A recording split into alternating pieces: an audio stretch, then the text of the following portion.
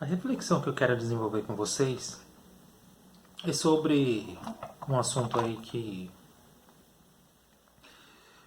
digamos assim, já que o mundo político deu uma pausa, vamos desenvolver algo muito importante nesse ano e que desde 2018 começou a ganhar uma pauta mais séria, que é a ideia de conservadorismo. Você já parou e pensou o que é o conservadorismo? O que o conservador conserva? Quais as ideias que ele defende? É isso que eu quero conversar com vocês. Mas antes, vai lá, dá um like no vídeo, faça ele subir, leve esse conteúdo adiante, porque aqui é um canal sério que desenvolve reflexão filosófica e traz grandes narrativas de grandes pensadores, tanto nacionais como estrangeiros. E hoje eu vou trazer um grande pensador brasileiro chamado Manuel Bonfim.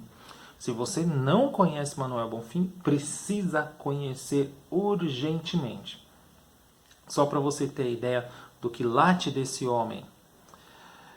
Quando Darcy Ribeiro escreveu a América Latina e foi para o exílio lá no Uruguai, começou a pesquisar os materiais para escrever os seus livros e lá ele encontrou a obra América Latina, Males e Origem deste grande pensador Manuel Bonfim, esse pensador que é necessário urgentemente você ler. Então vamos lá. O cenário político, desde 2018, a gente ganhou destaque, a gente não, eles ganharam destaque por falar que eram conservadores na questão dos costumes e liberais, vamos dizer, na economia. O que eles querem dizer com isso? Se você conversar com essas pessoas, eles vão dizer que são a favor do livre mercado, que não é necessário ter um Estado regulando a economia e que o mercado regula-se por si só. Na questão do conservadorismo, eles vão falar da questão dos costumes, de uma certa tradição, de uma questão relativa a gênero, ou seja, resumidamente, a ideia de tradição e moralismo. Quando Manuel Bonfim ele vai desenvolver uma reflexão sobre isso, ele tem um posicionamento interessantíssimo, que eu vou pegar aqui o cerne da frase dele e que vai resumir perfeitamente o que essa gente pensa hoje. É o seguinte, quando ele fala do conservador, ele vai dizer que essas classes dirigentes, elas têm um determinado anseio. E ele diz assim, ó, na prática, todos esses homens de classes dirigentes são escravos, passivos da tradição e da rotina. Vejam só, escravos passivos da tradição e da rotina. São ativos apenas para opor-se a qualquer inovação efetiva, a qualquer transformação real progressista. Vou parar aqui, isso já é o suficiente para você entender o posicionamento do Manuel Bonfim aqui na América Latina e Males e Origem. Como vocês perceberam, os conservadores, se a gente for analisar a história do país, quem eram os conservadores naquela época e hoje quem são esses conservadores? Naquela época que o Manuel Bonfim está fazendo a análise histórica aqui do Brasil colonial, ele está falando, evidentemente, das classes dirigentes. E por que essas classes dirigentes elas não querem? Veja, nesse caso aqui, as classes dirigentes elas querem manter o quê? A ordem da escravidão, da exploração, manter aquilo que o Manuel Bonfim chama de parasitismo. Por que parasitismo? Eles são seres parasitas que vivem à custa dos outros. Eles sugam a energia do outro para si, para engordar, para manter o seu status. Isso é o parasitismo que, sobretudo, é conservador. O Manuel Bonfim ele deixa claro isso. Os conservadores, eles são esses parasitas. Parasitas morais, parasitas políticos, parasitas sociais. Porque eles querem manter os seus privilégios sem fazer absolutamente nada, para falar em um português mais claro possível.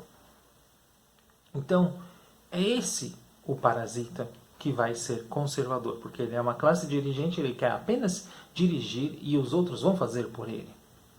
Nos tempos atuais que a gente vê a classe dirigente, se encaixa perfeitamente essa ideia de parasitismo social, se a gente colocar em alguns grupos políticos, porque eles vão sugar a máquina do Estado para manter os seus privilégios, manter os seus escravos, seus empregados, roupa, auxílio, tudo, para todos fazerem aqueles seus desejos, seus belos prazeres.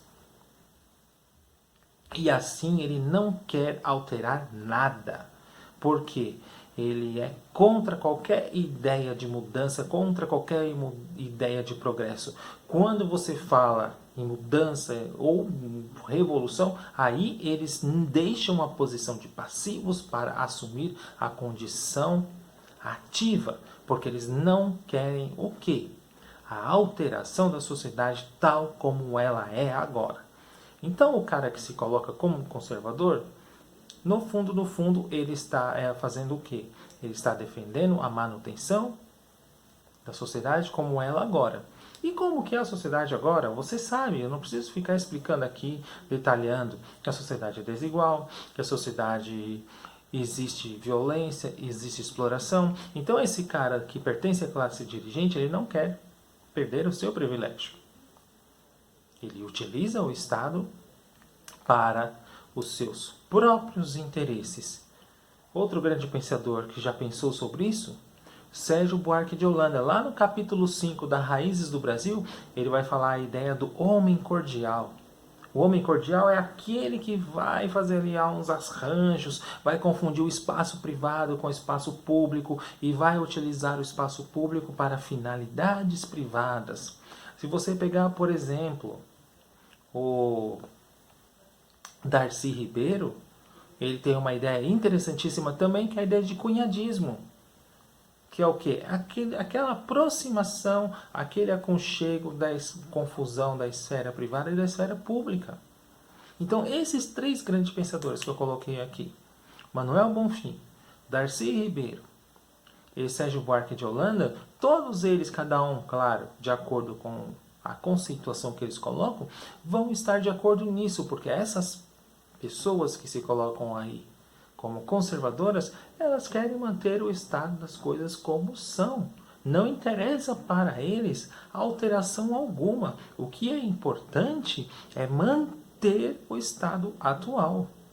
Assim, eu utilizo a máquina pública para interesses privados e nunca e jamais para interesses coletivos. Pare e pense sobre isso. Quando alguém fala que é conservador, você deve pensar o seguinte: ele quer conservar o quê? Que tipo de coisa? Ele quer conservar a economia? Esse neoliberalismo que nós temos hoje? Ele quer conservar a financiarização? Ele quer conservar o estado de todos contra todos? Ele quer conservar a livre iniciativa? Ele quer conservar a individualização sobre a igualdade? Ele quer conservar, acima de tudo, a sua liberdade individual? Com qual propósito é esse conservadorismo? São essas questões que você deve pensar. Pensando nessas questões, você já mata a questão e você vai perceber que há um interesse de classe, sobretudo. Tendo interesse de classe, você vai ver que há algo ali por trás. E esse algo é extremamente ideológico, que é o quê? A manutenção da desigualdade, da injustiça. Quando você está do lado da justiça e que, portanto, você está à esquerda e você fala em justiça social, quem é conservador vai tremer na base, não vai querer aceitar isso. Porque, de acordo com ele, o que vale é a livre iniciativa. De acordo com estes da livre iniciativa, se você não conseguiu ascender socialmente na vida, a culpa é sua. Porque as oportunidades estão aí, então cada um tem que fazer por onde correr atrás.